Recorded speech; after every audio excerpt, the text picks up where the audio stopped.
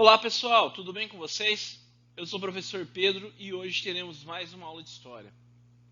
Mas antes, gostaria de trocar uma palavrinha com vocês. Espero que estejam todos se cuidando nesse período de pandemia, né? Que estejam evitando aglomerações, que quando necessário sair estejam saindo de máscara, né? Higienizando as mãos. E também gostaria de reforçar a importância de vocês fazerem as atividades propostas semanalmente, né? Além de assistir às videoaulas. Pessoal, é muito importante esse acompanhamento de vocês para que no retorno das aulas vocês tenham mais facilidade para acompanhar os conteúdos, ok? Então, como que deve ser o procedimento? Vocês precisam assistir todas as videoaulas, né, semanalmente, dia a dia. Se perder a aula na TV, assistam no YouTube, no Facebook, tá? Reforço que é importante para vocês organizarem melhor esse estudo, ter sempre ao lado um caderno para que vocês possam fazer anotações sobre as aulas, não só aula de história como qualquer outra disciplina. É importante criar o hábito de fazer anotações com as suas palavras, ok? Não se preocupem em copiar o que eu estou falando, exatamente da forma que eu estou falando. Coloquem de uma forma que vocês se organizem e entendam depois o conteúdo a partir das suas palavras, ok? Então é uma forma a mais de vocês estudarem, além da apostila, além das videoaulas, ok? Depois de assistir, como que a gente vai saber se vocês entenderam bem o conteúdo? A partir dos exercícios. Se vocês conseguirem fazer os exercícios depois das aulas e ao conferir nos gabaritos estiver tudo correto, né, estamos indo muito bem. Agora, se estiver com dúvidas durante o exercício ou depois da correção, né, perceber que não era bem o que vocês tinham achado, vocês devem entrar em contato com os tutores para que eles busquem, né, um contato com os professores responsáveis para vocês tirarem dúvidas, né, para compreender os conteúdos. Assim, no retorno das aulas será muito mais tranquilo, ok? Bom, recado dado, vamos para a aula de hoje. Na nossa última aula, nós aprendemos um pouco sobre os grupos que eram excluídos nesse momento da história do Brasil, que ficou conhecido como Primeira República, né? Grupos excluídos que viviam nas cidades. Hoje iremos compreender como esses grupos se organizavam e se manifestavam para exigir cidadania. Vamos lá? Para vocês acompanharem aí da casa de vocês, peço que abram a apostila 1 na página 206. Prontos? Bom, a revolta da vacina. Né? O que foi essa revolta? Né? Por que da vacina? Hoje a gente está tão esperançoso, esperando uma vacina. Por que o pessoal se revoltou, né, em relação a vacinas? Pessoal, isso aconteceu em 1904, em meio a um clima de descontentamento popular, ok? No Rio de Janeiro, já nesse clima de descontentamento, em 1904 se iniciou uma campanha de saneamento, né? O que incluía essa campanha? Visitas às casas da população para extermínio de ratos e mosquitos e também a vacinação obrigatória contra uma doença chamada varíola, né? Ok, né? Tudo, a princípio isso parece ser bem interessante e importante. É importante, é interessante. No entanto, a gente está pensando no momento que muitas pessoas com pouco poder aquisitivo, pobres, né, muitas foram expulsas de suas casas, foram, né, morar em regiões mais distantes, nas periferias, porque não tinham condições de se manter na região central, né, as que se mantinham com dificuldade, ok?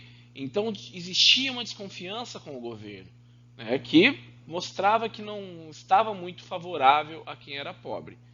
Aí de repente eles começam, né, a mudar a rotina das pessoas, a impor uma vacinação, a população ficou desconfiada, né? Essas medidas, elas faziam parte de um programa de saneamento da capital, que era idealizada pelo médico sanitarista Oswaldo Cruz. Então tinha boas intenções. Só que o detalhe, pessoal, é que o pessoal não foi orientado, não teve campanha. Então, caso os moradores se recusassem a ser vacinados, um decreto governamental permitia que os agentes de saúde, acompanhados por policiais, invadissem as casas e vacinassem a população à força. O que o pessoal ia entender, pessoal? O que as pessoas iam entender? Que algo que estava sendo feito à força não ia ser bom para eles. Naquele momento, não houve campanhas de conscientização para vacinação, como existem nos dias de hoje.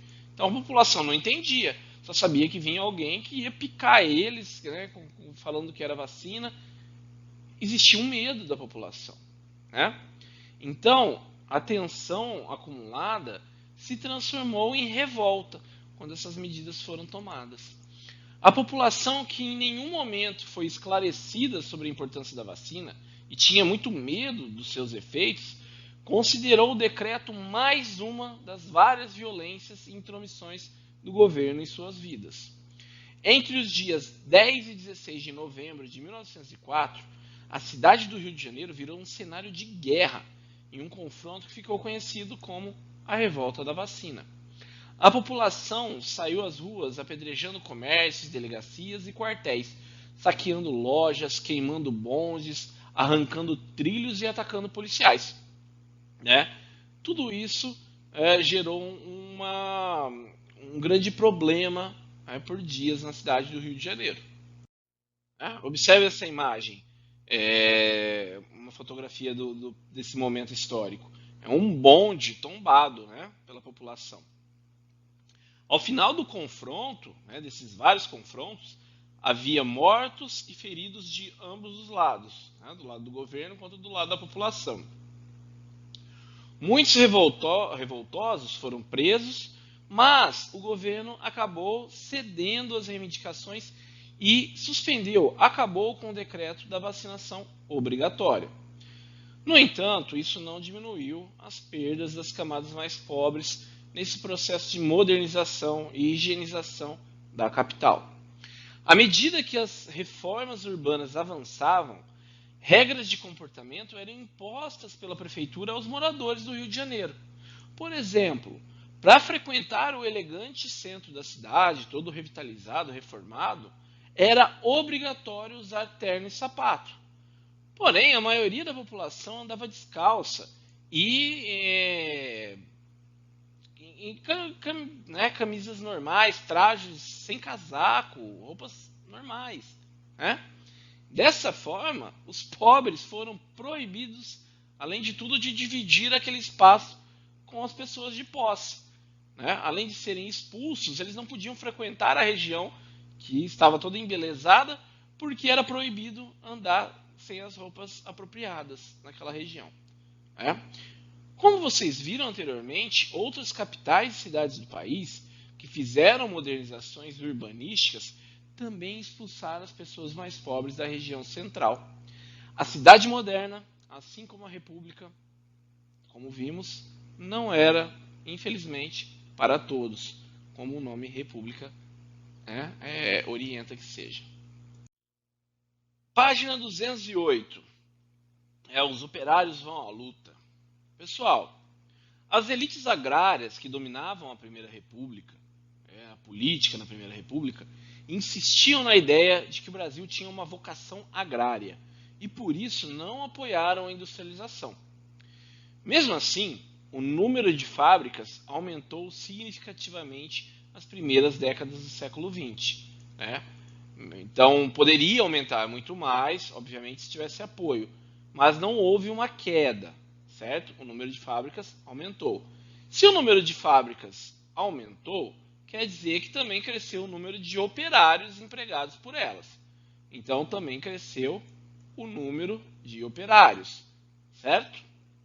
Então, a gente tem um começo de industrialização no Brasil bem distante do que tinha sido séculos antes na Inglaterra. Questão de tempo bastante distante. Mas de condições, nessas primeiras décadas da industrialização no Brasil, no século XX, as condições de trabalho dos operários brasileiros foram muito semelhantes às da Inglaterra durante a Revolução Industrial, né? As jornadas de trabalho eram muito extensas. Os trabalhadores dessas fábricas no Brasil, então, trabalhavam entre 10 e 16 horas por dia. Os salários eram muito baixos e os operários recebiam multas e castigos corporais, né? Punições corporais, caso desagradassem aos donos das fábricas. Né? É uma herança que o Brasil foi mantendo pós-escravidão.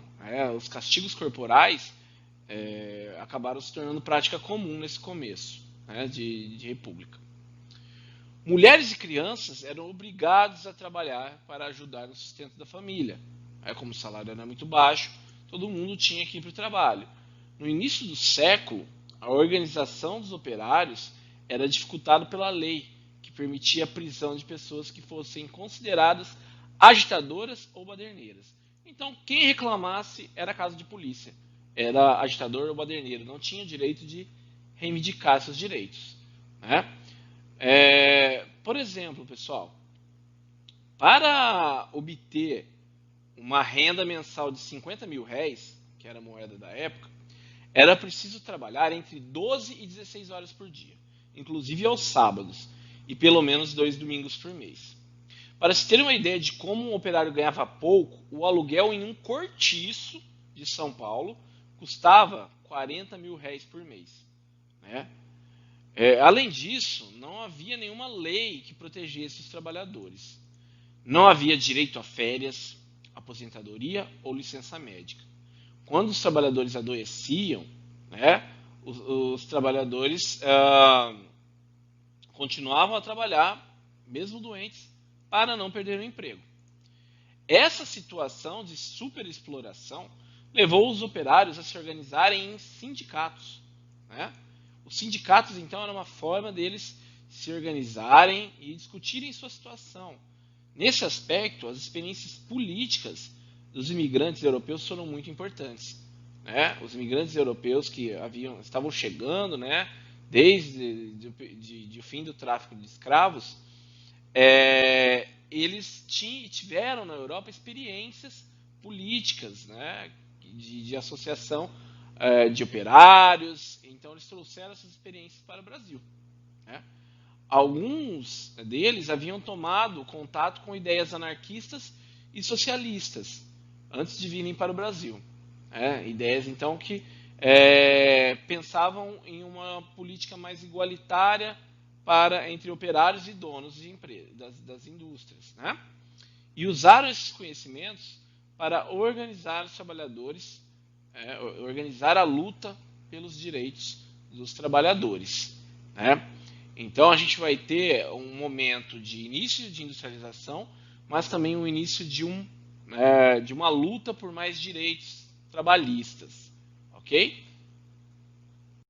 Pessoal, então nós percebemos ao longo dessas últimas aulas o quanto essas mudanças que o Brasil vinha enfrentando de modernização, mudanças na política, elas não estavam beneficiando toda a população. Pelo contrário, era uma pequena parcela da população que era beneficiada.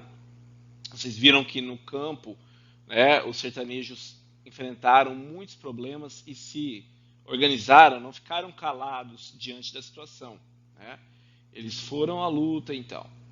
E estamos vendo também o contexto das cidades, como vocês viram a revolta da vacina, e começaram a ver a situação dos operários, que iremos ver também na próxima aula. Ok? Então, na próxima aula nós vamos continuar vendo como estava a situação dos que viviam excluídos, dessa nova república nas cidades. Ok? Pessoal, nessa foto que eu trago aqui nesse slide de encerramento, é o João Cândido, um marinheiro negro que vai ser muito importante para esse contexto histórico que nós estamos vendo. Beleza? Vocês vão conhecer um pouquinho melhor sobre ele na próxima aula.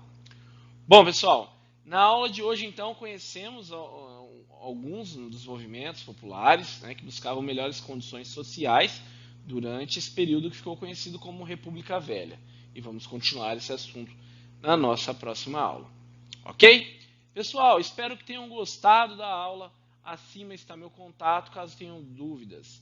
Bons estudos, muito obrigado e até a próxima aula. Façam as atividades, não se esqueçam. Um abraço.